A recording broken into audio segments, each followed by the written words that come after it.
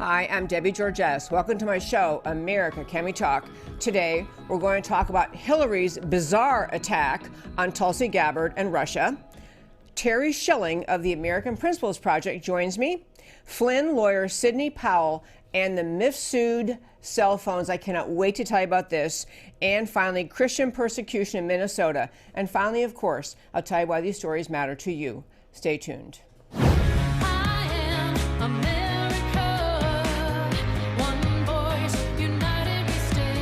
Debbie Georgatos, host of America Can We Talk, is an author, attorney, and political analyst whose mission is to inspire the American political conversation about preserving liberty in the best country on earth. Hello again to America Can We Talk? I'm Debbie Georgatos. On today's First Five, I want to talk with you briefly about why Hillary Clinton is attacking a Democrat presidential candidate, Tulsi Gabbard, who's polling at 1% or maybe in some polls at 2%. But Hillary Clinton, ever seeking the spotlight, is looking for places to get public attention and didn't do so well on her book tour. So she actually took an interview on a podcast. It's a podcast by a gentleman named David Plouffe, who was Obama's campaign manager. He now has a podcast and interviewed Hillary Clinton, in which interview Hillary said, she said there is a Democrat presidential candidate in this race who is really running as a Russian asset, and that person was going to go along in this primary and then step out and do a third-party run and ruin the election and end up having Donald Trump win again in 2020. By the way, before I just talk about Tulsi, Hillary also said in this interview, she accused the 2016 Green Party nominee Jill Stein, remember she ran in 2016 for president with the Green Party, of being a Russian asset. Later on, after this interview, one of Hillary's team identified the person that Hillary is claiming as a Democrat presidential candidate who's actually a Russian asset, who is going to be a spoiler in the 2020 elections, to be Tulsi Gabbard. Now, Tulsi Gabbard is a congresswoman from Hawaii, a Democrat, obviously. She actually has a military background.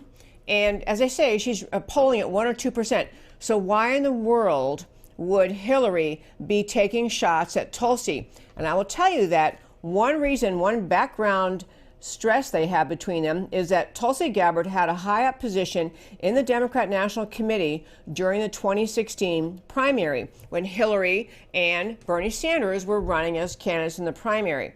As you all likely recall, we talked about in the show, turned out the DNC inside, behind these scenes, was trying to orchestrate the election results to get Bernie out and make sure Hillary was a Democrat Party's nominee. Tulsi Gabbard was among the high-level DNC people who realized this, didn't like it. She actually resigned because of it. So she stepped out, very critical of the DNC for trying to orchestrate the 2016 election, or the primary, toward Hillary and away from Bernie. So this is a long-standing irritation with Hillary, that a fellow Democrat woman dared to undermine her by criticizing a DNC. So they've had it out for each other a little bit since then. I shouldn't say it that way. Hillary's had it out for Tulsi since 2016. But the other point I want to make is that Hillary made this claim obviously, I read about it. You may have read about it. It's in some little podcast, but it ended up making a lot of national news. She's actually accusing a current Democrat nominee of being a Russian asset. Hillary gets hung up calling people Russian assets, something she ought to be worried that people are talking about her, accusing her of being. Tulsi Gabbard came right back at her. Here's Tulsi's tweet. Great, thank you, Hillary Clinton. You, the queen of warmongers, embodiment of corruption, and personification of the rot that has sickened the Democratic Party for so long, have finally come out from behind the curtain. From the day I announced my candidacy, there has been a concerted campaign to destroy my reputation. We wondered who was behind it and why. Now we know. It was always you, through your proxies and powerful allies in the corporate media and war machine, afraid of the threat I pose. It's now clear that this primary is between you and me.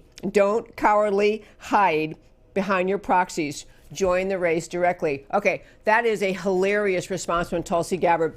most attention her campaign has gotten in the entire time was this little tete-a-tete back and forth with Hillary.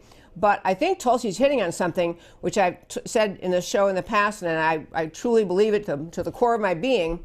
Hillary Clinton is always considering getting back into the presidential run. She's always thinking about it. Until she is gone from this world, she'll be debating whether America needs her, whether she should jump in again and run for president. Last point on Hillary is we have national media treating us to the endless litany of accusations that President Trump is somehow loony, somehow kind of off. There's something wrong with him. He says things he shouldn't say. He does things he shouldn't do. He's embarrassing. He's crazy. I mean, they actually had people talking at one point about whether or not they should be ready within the Washington establishment to replace President Trump because he wasn't competent to hold office. These stories about Trump's supposed lack of stability. We talked the other day about, we had Peggy Noonan forever making little jabs at President Trump about how he's not really presidential and he's not stable and he might not even be sane. Consider Hillary Clinton and why the media draws no attention to her and her relative lack of sanity or insanity. She can't even concede she lost the 2016 election. She repeatedly talks about the 2016 election as though she won it. She can't take personal responsibility for the fact that we have a constitutional system she was well aware of that has an electoral college that actually requires, because the Electoral College exists, requires candidates who want to win the presidency to go to various states and make their pitch, tell them why they're the best choice, hold their rallies, whatever they're going to do. Hillary was too smug and self-important to think she had to go to some of the flyover, throwaway states. She didn't consider them important enough to talk to. She ended up losing the presidency because she didn't understand or wish to comply with the Electoral College.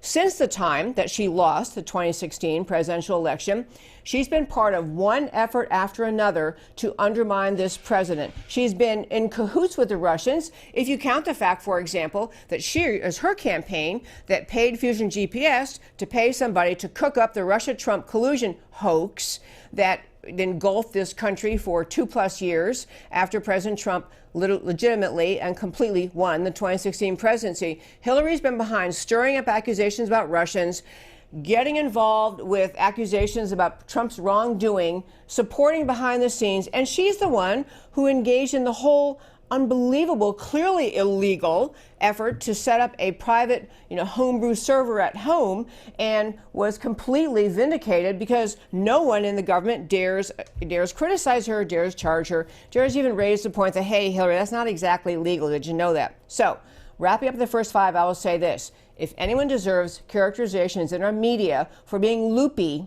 it is Hillary. Hillary's delusion, not understanding that she actually lost the 2016 election because she ran a terrible campaign. And on top of that, because the American people don't trust her, maybe having something to do with the homebrewed server. I don't know. Maybe something to do with with her dealing with the Ukraine. Maybe something having to do with her uranium assets deal with the Russians. All I know is, at the end of the day, Hillary lost fair and square, and she can't deal with reality. And that, my friends, is not particularly a sign of sanity. And that, my friends, is today's First 5. As I mentioned at the start of the show, we have joining a guest. He is on video. I do believe we have him joining. This is Terry Schilling joining us. He is not in studio, obviously, but joining by video. I will quickly tell you, he is the executive director of an organization called the American Principles Project, APP.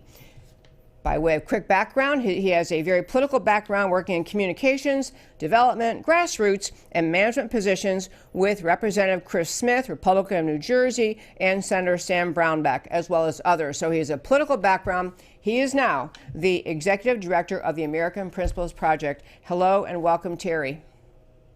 Hey, thanks for having me, Debbie. Really happy to be here. Well, happy you could join us. So I'm going to start by just asking you, can you tell our listeners, by the way, I'll tell you listeners, I just met this gentleman at a function in Texas 2 or 3 weeks ago. And it was obviously a conservative function, room full of people very enthused about our country and America and patriotism and conservatism. So we had a great little introduction and followed up with him. I'm glad he's here. So would you tell us, please, Terry, what is the American Principles Project? We are the premier political organization defending the family. So to put it in like really simple terms so everyone can, have an example, we're kind of like the NRA for the family. We get involved in direct elections and campaigns. We run campaign ads for the good guys and against the bad guys. And our number one goal is to make it easier to get married and have children, because the family has always been what makes America great, and the way that families go is the way that the country goes, and that's what our big thing is. Great. I saw one, you have on your website several different descriptions of the organization and their mission. One that I really liked says, dedicated to putting human dignity at the heart of public policy.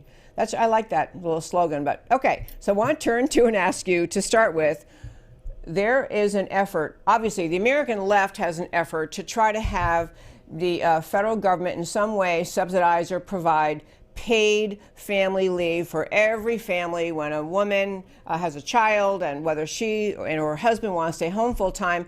The left always says, let's just have a new federal benefit, which is forced payment through taxpayers to the people to pay for family leave, so parents can stay home with their babies when they have a new child. So the conservatives have been trying to come up with the left solution grows government, grows taxes, makes people responsible for other people's decisions. But the right has come up with different solutions too.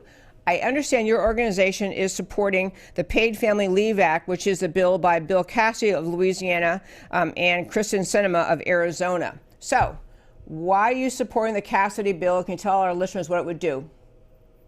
Yeah.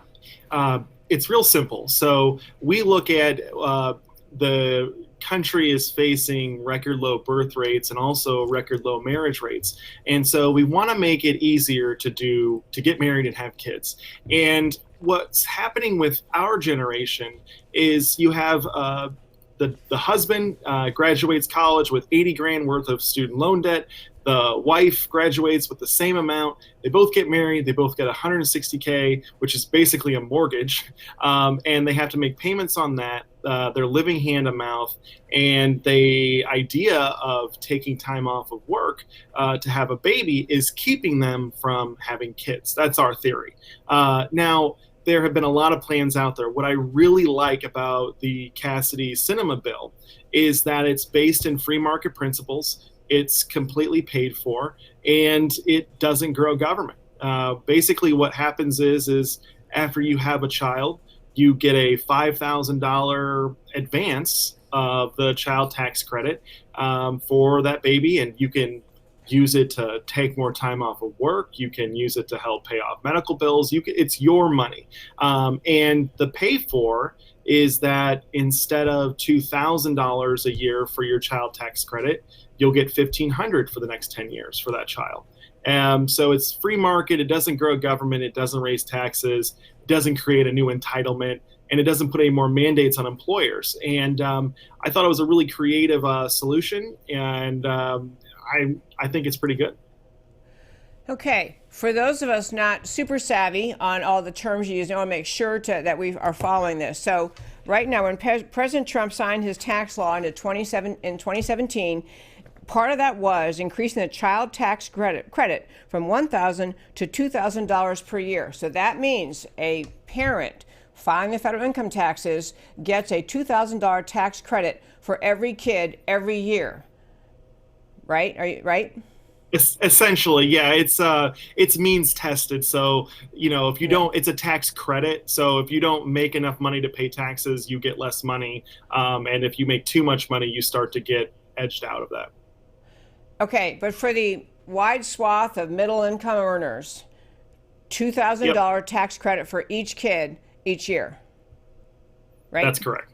Okay, so what you're saying, or what the Cassidy Sinema bill is saying, is that you could, as you were the parent and your tax payment, your taxes become due, you get that tax credit of $5,000 on your taxes that year. Is that right? So you go to file your federal income taxes, and you get $5,000 as a credit instead of $2,000.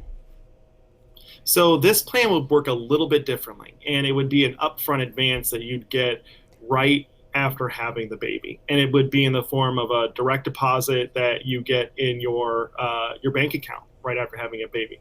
They're still working out the details on when and how to file that and get it all set up, but the essential idea is that you would get the $5,000 tax credit up front and pay for it on the back end over the next 10 years. So you pay for that $5,000 by a reduction in what you're permitted as your tax credit for 10 years. That's how you're paying it back. That's correct. So okay. Yeah, so instead of the $2,000 that you're supposed to get, you'd only get $1,500 for that kid every year. Okay, and is there a limit in how many kids you can do this for? Like, you do I hope not. No, I'm just saying that because it's just a joke because I've got 5 kids, and but no, I there's no limit. Basically, if you have a kid every year, which I guess the biology and the biological reality is the one limit. But look, at the end of the day, our birth rate is at a record low. We've got 1.7 children per woman out there, and if it causes a little bit of a baby boom or an increase in that, I'm all for it. Oh, I don't disagree at all. And I really was just trying to pin down the details of it. And we were communicating via email before today, and I had commented there was a proposal considered to be on the conservative side of the aisle that was about essentially you can borrow against your Social Security. This was another idea floated. Borrow against your Social Security as a form of getting money in now. So you have the child now and you can borrow against your Social Security. And then when you get to the age you would be eligible for Social Security, your ability to access your money would be pushed back in time, pushed later in time till you made up for the money you had borrowed. And I have to tell you my thought about that. I like this Cassie idea a lot. I think it's really good. Mm-hmm. My objection to some of the other ideas was I love your idea of incentivizing families and children. We didn't make it to 5 children, but we have 3. I love that you have 5. That's pretty good. But I don't want to have the government, I don't want to have, like the Social Security thing, what got me concerned about it was that people bearing children now are going to get to the age of Social Security, which is, unless it's massively changed, going to be gone or going to be out of money or your allotment's going to be much, much less. And I get concerned that people will say, okay, so I borrowed all that money against Social Security, but now here I am at retirement age. I can't afford to retire. You've got it. I mean, our government's going to respond to that kind of plea of, I need the money. I know I borrowed it, but I still need it. And so this really doesn't have this, what you propose here, you're backing here, is more of it just changes a tax credit. It's not something that someone can come back and say, they can't come back and say, I need more money now. It doesn't have that element to it, right? Yeah, no, and that's what I really like about this one is that it's based in free market principles and it doesn't create a new entitlement. It's pretty straightforward. We all get $2,000 for every kid we have as a child tax credit, and this is just part of the same program essentially. Yeah. Okay, I like that. I actually like that conservatives are trying to come up with responses because the left otherwise has an easy argument about, well, look, we're the ones that care about moms, we care about babies, we care about children. This is why we're trying to give you a free benefit, and those mean Republicans or mean conservatives won't help out.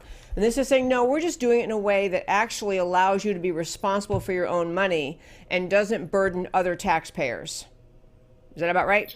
That's exactly right. And, I actually, we hosted an event on paid family leave with Senator Marco Rubio and Senator Lee. And this was actually before the Cassidy bill was planned and introduced. But, Senator Lee made a very interesting case for borrowing from Social Security. And he basically said that Americans put in about 12.5% of their income every year into Social Security. Now that's counting the employer contribution to Social Security. And the government basically says, all right, you have to wait 45 years before you can access any of your own money. Now, granted, no one has their own private Social Security account. That's just not how it works, and it's never really been how it worked. But what I really liked the idea of was it was almost like empowering Americans and individuals to access some of that money that they, my generation probably won't ever get. But on the other hand, on top of that, you're tying it to children and having more children. And so the idea would be that you be creating more children that will be helping the long-term sustainability of Social Security. That was how they justified it. Now, I am very aware of Social Security in politics and how it is a third rail, and I'm very skeptical of anything that tries to touch Social Security. But that was basic. I just wanted to make sure I was giving their logic and their reasoning for supporting that plan. Oh yeah, and I do think I think that does make sense, and I think there's also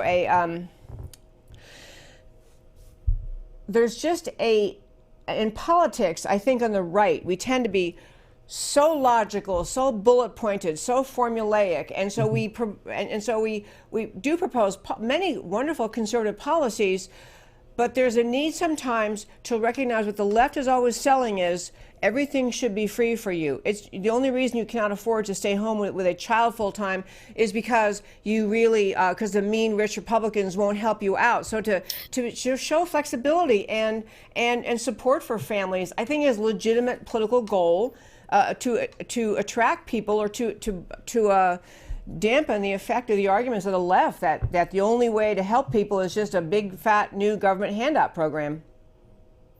No, I think that's exactly right. And I think that we're in a new era of politics. And this isn't when Ronald Reagan was president where we as conservatives could advocate for just no government or less government in certain areas. I think that we have to argue for that, but we also have to have something to replace that government, because where we are right now, it's not where the family is and where religious institutions were in the 1980s. It's not where they are today. And so if we're going to be successful as Republicans and as conservatives, we can't just argue for less government. We have to argue for more family. And we need to get the government out of the way in all the ways that it's killing the family and killing religion. And that includes taking too much of our taxpayer dollars. And on that note, it's a great segue to the next topic I want to go to with you. So Terry Schilling, you authored an article at the Daily Caller called American Renewal, Why Conservatives Need to Fight on Social Issues, and then in parenthesis, and in Kentucky.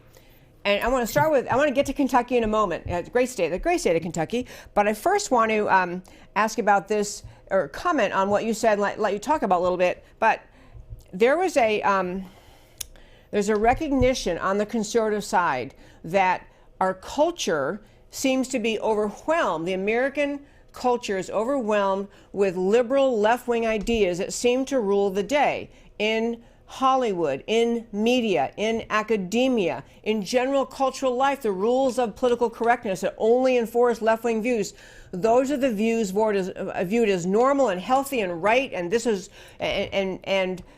just kind of, we have on the Republican or conservative side just thrown our hands up many times and just said we just have to surrender. I mean, we can't win any of these arguments.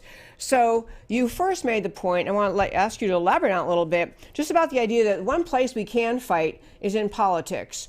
Even you can't necessarily fight what academia and Hollywood say, but you can fight these issues, the conservative social issues, in politics. So can you speak to that point for a moment? Yeah, and I want to say that I do think that we have to fight in other areas of culture.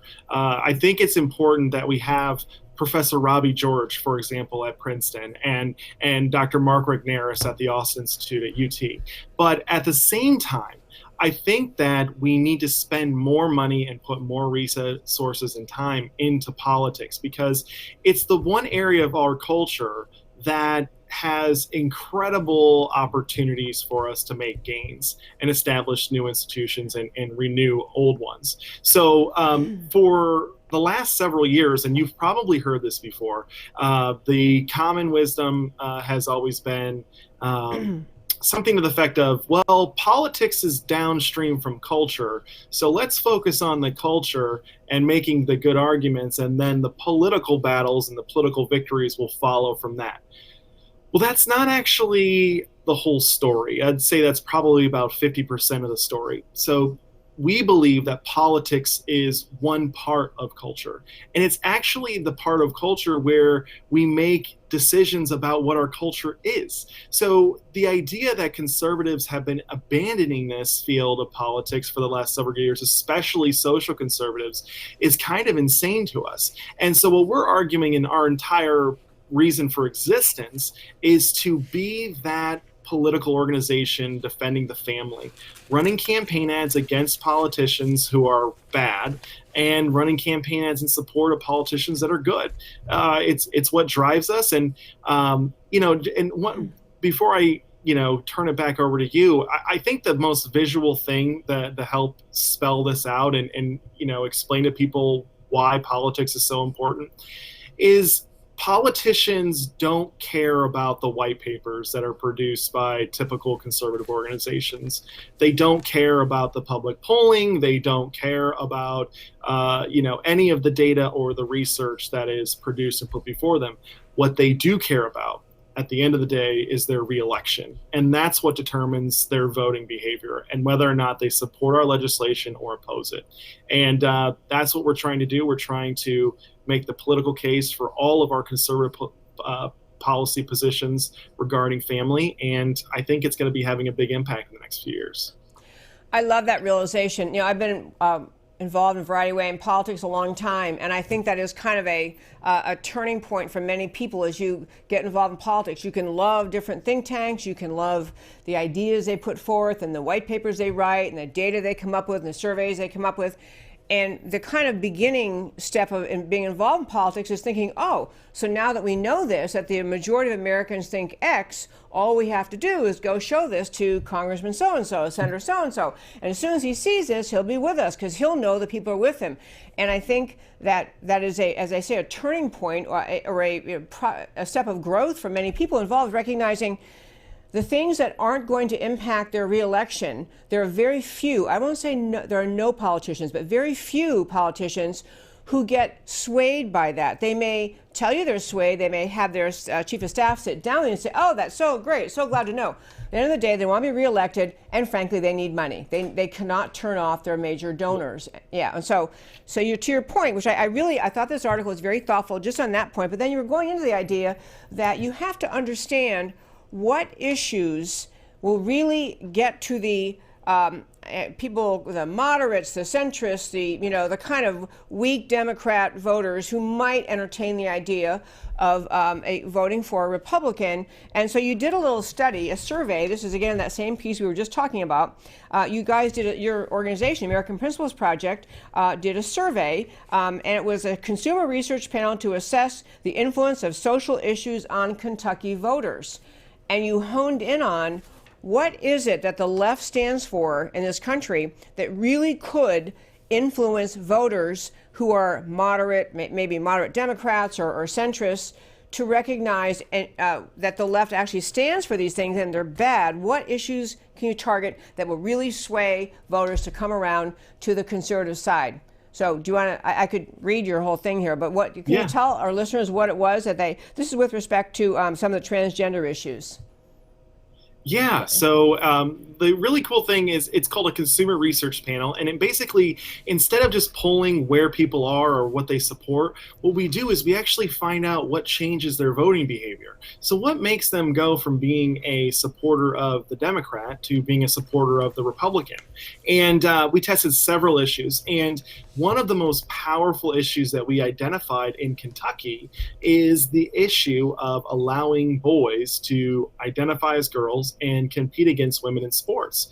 And the real insanity here is that, this is something that we all know is true, right? That men have a natural athletic advantage over women. It's just, our biology nature. After, millennia. Yeah, exactly. It's just nature. We've got testosterone, and I think it's like 10% taller on average. We have 7% higher body weight. It's on average. It's really not fair.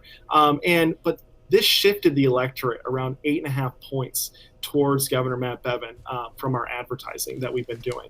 And there are other issues too that we should be directing things to, such as parental rights, allowing parents to make decisions for their children when it comes to medical decisions, and the right to know what their children are learning in public schools, and the right to not have secrets kept from them by their teachers and their counselors at school. Another issue that I was a little bit surprised about was the bathroom issue. So overall, the bathroom issue moved voters to the Republican side in the survey by about 3.5 points. I think it was 3.4 points.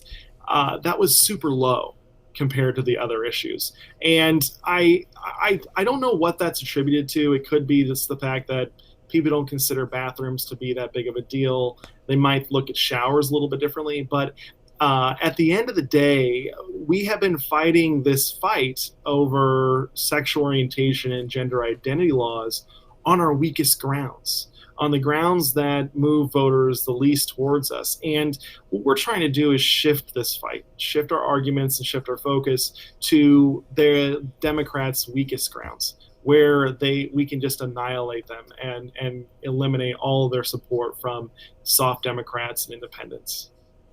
I've often said if most American voters actually understood what the American left stands for in these issues, what they would tolerate, what they agree to, what they would defend, I truly think America would have a far more consistent, overwhelming shift toward conservatism for Republican voters.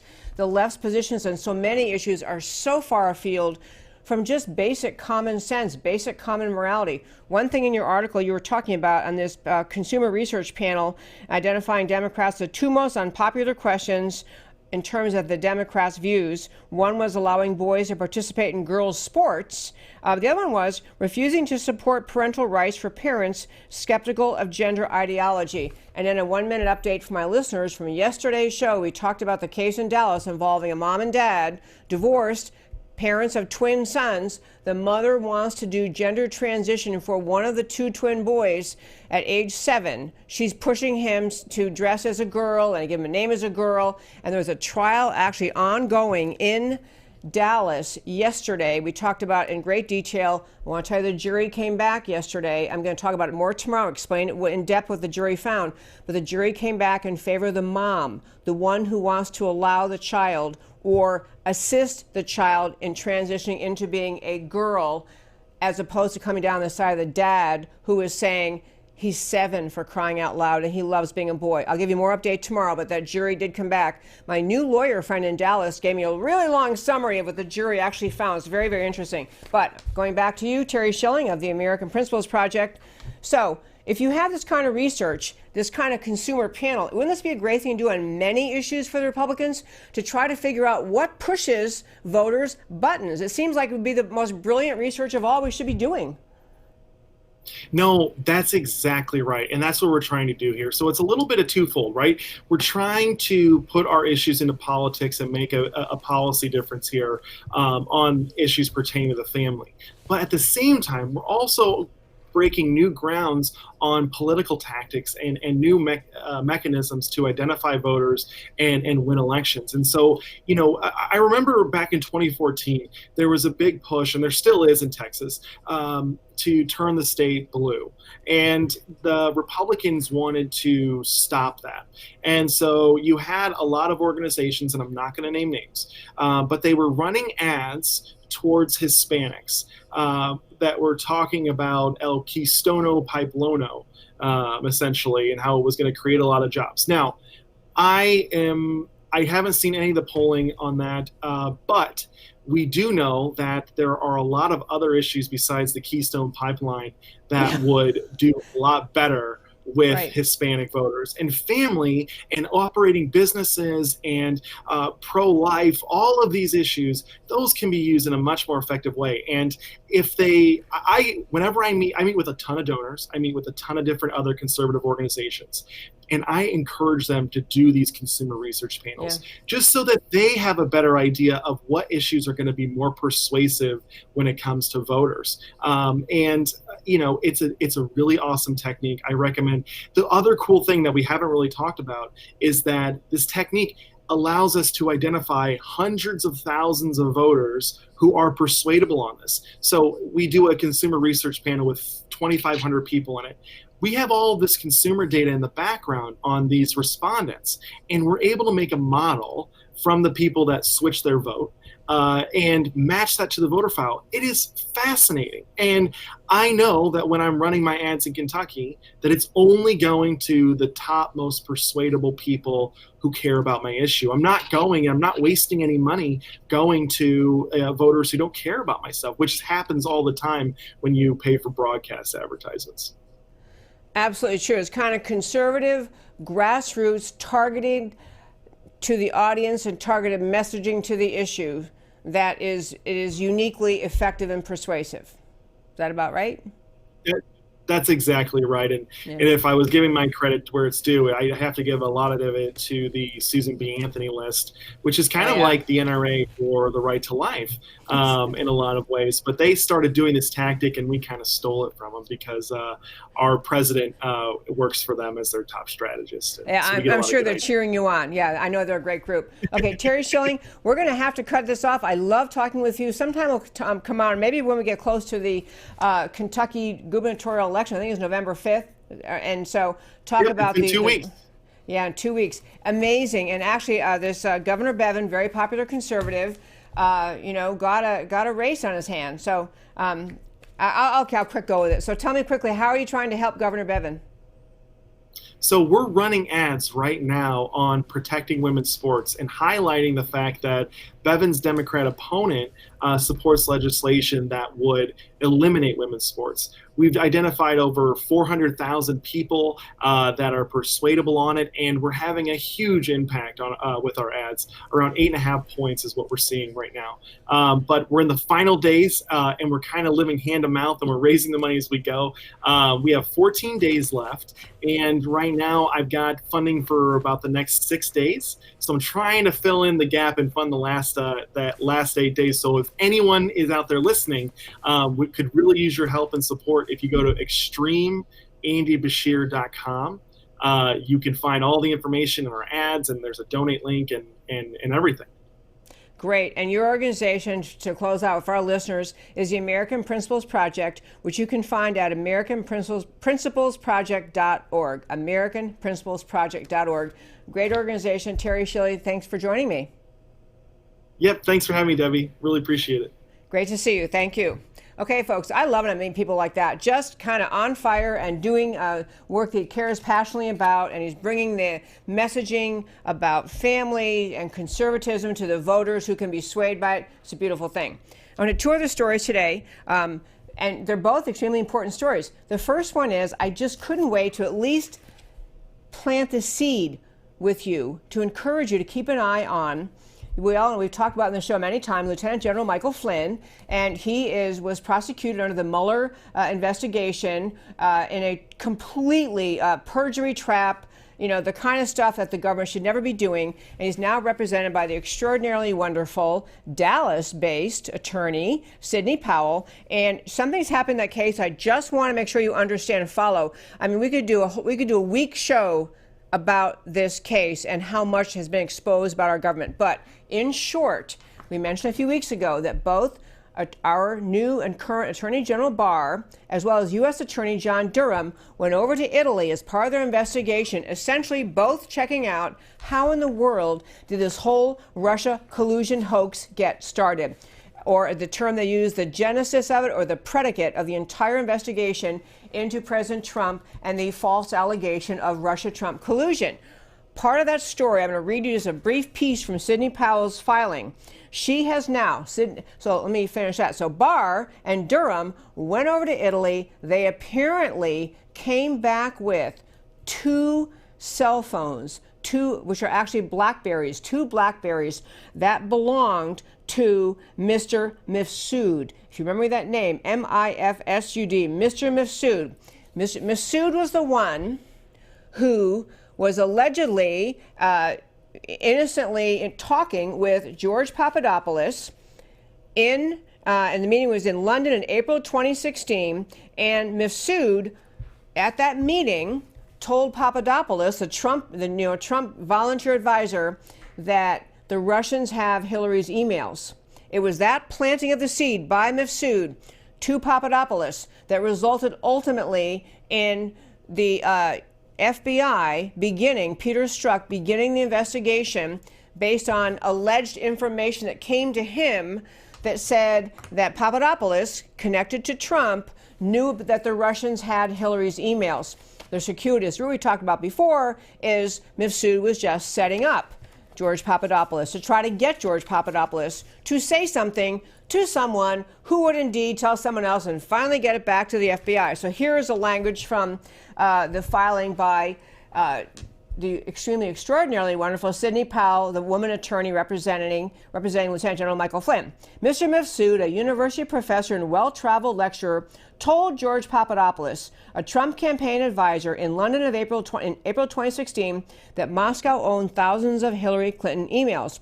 When the news reached the FBI in July, Agent Peter Strzok initiated the probe. The FBI and Special Counsel Mueller have always contended that Mifsud was a Russian asset. Mr. Mueller's final report made no mention of the numerous associations Mr. Mifsud maintained with Western diplomats and intelligence figures. She goes on to say, Mr. Papadopoulos contends that Mifsud was a Western agent sent to entrap him. The motion, she wrote, says, Michael Flynn requests the government be ordered to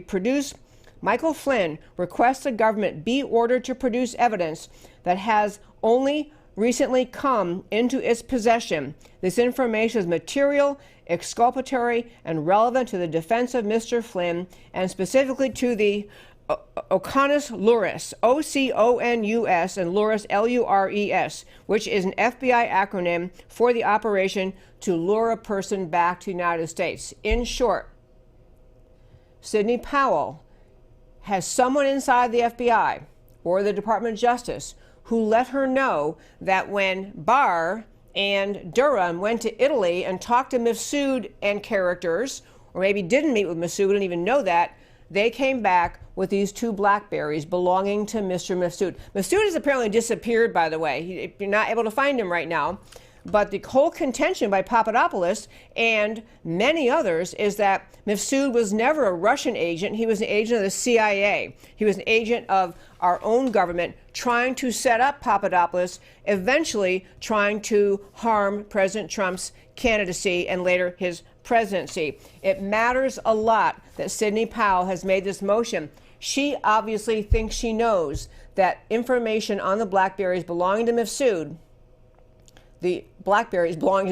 information on them would be exculpatory, meaning would be information that would cause the Lieutenant General Michael Flynn defense, would have been relevant to the defense, would have in fact perhaps vindicated him from the amazing accusations against him. And now we have both James Clapper, the former DNI Director of National Intelligence, and John Brennan, the former head of the CIA, both now heading into being investigated or questioned by U.S. Attorney Durham. There is an argument between the CIA and the FBI about how much information, or the CIA and the DOJ, about how much secret information inside the CIA that those witnesses, that especially Brennan, has to give or has to divulge, or documents he has to share.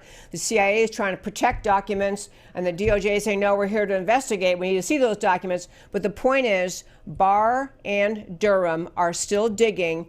It matters that they went over and got Mifsud's BlackBerries. It matters that Sidney Powell knows there's something in them. And it matters, think about this for just a moment. Why in the world did not the Mueller investigation, the 2+ year investigation, mountains of authority with attorneys helping him, FBI agents helping him, depositions taken, subpoenas, document production, all of that, somehow Robert Mueller never cared to track down, never pursued, as it appears, to track down what was in this guy Mifsud's BlackBerries. Maybe he didn't want to know. And his final report, as you know, never made any reference to Mifsud actually being a CIA asset instead of being a Russian asset, as the whole coup plotters tried to tell America. We got to stay tuned on this one, folks. Very, very interesting. Final, very quick story before we go to why it matters to you. I just want to tell you, in the great state of Minnesota, I always say about Minnesota, I've been there dozens and dozens of times in my life. My parents grew up there. We have cousins there. It's a beautiful state. Overrun with left-wingers at this point, I'm sorry to report. Overrun with the red-green axis, the Marxists who have locked arms with the Islamists. And so it's unfortunate because it's a beautiful state and many good and noble people living there, but not all of them. So I want to quick say this about what's happening in Christian persecution. So there's a couple in Minnesota whose names are Carl and Angel Larson, a married couple. They own a video production company. They're devoutly Christian. They say so in their mission statement. The purpose of their videography company is to glorify God and to glorify Christ. That's what they say. I'm shortening it to get to the point of the story. So they decided to expand their video production business into filming weddings. And they had, of course, the state of Minnesota with now Attorney General, okay, how to describe him? Former U.S. Senator, Democrat, now Attorney General, Muslim, left-wing Attorney General of the state of Minnesota, came after them. This is an astonishing thing that first happened. So to make the story quick, the Attorney General, Keith Ellison, came after this company to say, you can't do this videography business unless you're willing to do videos for same-sex weddings. They said, no, actually, we support traditional marriage. It's our Christian values. So because the state entity named the Minnesota State Human Rights Act was being enforced against them, saying you can't discriminate based on same-sex marriage or based on whether people in the marriage are same-sex, the Larsons, trying to protect themselves, went to federal court, filed a lawsuit saying essentially we're being forced by the state of Minnesota to do things that violate our Christian beliefs. We're being forced by the state to extend our videography services to same-sex marriage, which we see is inconsistent with our Christian values. The Attorney General, Keith Ellison, doesn't care one little bit what they think about their Christian values. In fact, he's trying to force them to either shut down their business or perform services for same-sex weddings, their videography services they don't want to do. So the case went along. The plaintiffs, the couple who owned the business, Carl and Angel Larson, went to federal court, and they won in federal court to start with. So they went to federal court, claiming their constitutional rights are being violated. The state of Minnesota won the first round at trial court, the U.S. Federal District Court. And all these judges, by the way, you can always figure out how they're going to come out based on whether they were appointed by a Republican president or a Democrat president, which it shouldn't be that way, but it is. So this couple had the first round U.S. District Judge John Tunheim, appointed by Bill Clinton, ruled against them, saying, no, you can't have your business unless you're willing to honor same-sex marriage. Went up an appeal. The next court up, the appellate court, the circuit court, ruled in favor of the couple, saying the state of Minnesota was violating their constitutional rights by forcing them to make videos at same-sex weddings. So they win, and instead of taking the case to the Supreme Court, which would be the next logical step, if the state of Minnesota wants to keep trying to force these people to participate in a wedding that they find to be inconsistent with their religious values, instead of that, Keith Ellison filed a new lawsuit. Again, going back, trying to force them to do what they say violates their religious freedom. I will get around to the points about the outcome of this. It does not have an outcome yet, but this is the left using the courts to force people to take actions inconsistent with their religious values, inconsistent with their belief in Christianity. In fact, the evidence so far at this new case in federal court shows this Attorney General, Keith Ellison in Minnesota, with all the things he could be working on, like crime and investigating crime and solving issues facing the state, was actually setting up this couple and other organizations, service providers who support traditional marriage, setting them up by sending in fake clients, fake same-sex couples into these organizations, just to see if they could get the organization to say, no, I'm sorry, we only work with traditional marriage. This is using the tax dollars of the state of Minnesota to hassle private citizens in a place where these couples, same-sex couples, have all sorts of other service providers they could turn to. But the state of Minnesota, especially Keith Ellison, not okay with that, because the point of what he's trying to do is shut down Christianity, shut down Christian values in this country, make it impossible for people to practice their Christian faith in America. Note, he is Muslim. Islam also does not support same-sex marriage, to say the least. No information of him trying to set up, no hint of him trying to set up Muslim-owned businesses to force them to provide services to same-sex couples. Only the Christian businesses are the target of his sting operations. This, my friends, is a huge problem in Minnesota. And now, since we're really pushing it in time today, I want to turn to talking about why the stories we talked about today matter to you, why they matter to preserving this precious country.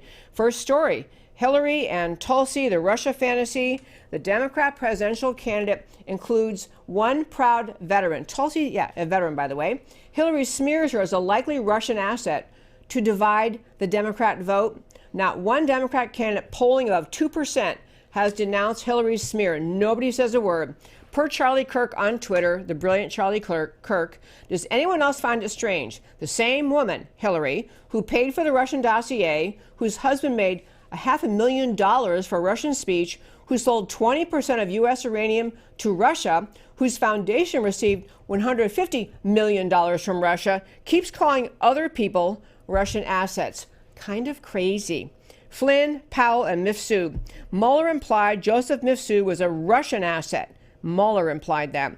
Who shared information about Hillary's emails with George Papadopoulos, and this was and is a linchpin, a true launchpin. I guess we wrote launchpin, linchpin, maybe both, of the Russia collusion hoax. Someone inside the DOJ or FBI apparently tipped off Sidney Powell as counsel for Michael Flynn of the recent capture of Mifsud's cell phones or Blackberries, and she has demanded they be produced in court because she believes they have exculpatory information as to Lieutenant General Michael Flynn.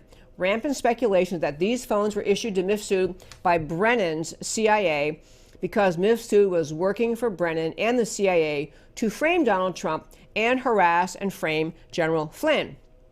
If the speculation proves true, we must demand justice, the rare prosecution of powerful people. I want to add a point to that one. I've gotten so many comments from listeners saying that I'm crazy to be thinking that Attorney General Barr is ever going to get to the bottom of this, that there's ever going to be prosecutions of anyone for the whole Russian collusion hoax. Folks, I can't say I know, but I am at this point confident that Barr intends to do that. He's trying to do it. I hope I'm right. But if I'm wrong, then I'll say some of my listeners called me out on it first. Okay, last slide if we could. Christian persecution in Minnesota. The legal culture of Minnesota is militant secularism, but with a pass for Islam. Minnesota Christians are in the crosshairs of Democrat Muslim Attorney General Keith Ellison. A Christian-based video production company is being made into an example. State tax dollars and resources used to do sting operations against these kind of couples, and then to force Christian citizens to deny their faith. This is the red-green axis. Red is the Marxist big government power, green Islamist. Minnesotans and all Americans must wake up. The left's intolerance for Christianity cannot be denied. The mission is to force Christianity into silence and submission. And that, my friends, is America Can We Talk for today. Thank you so much for listening. Email me at americacanwetalk@gmail.com. Support me in social media in all the ways I always tell you can. I so appreciate that. And tune in every Monday through Thursday, 3 p.m. Central Time, to America Can We Talk, where I always talk truth about America because America matters. I'll talk to you tomorrow. Like a crashing wave.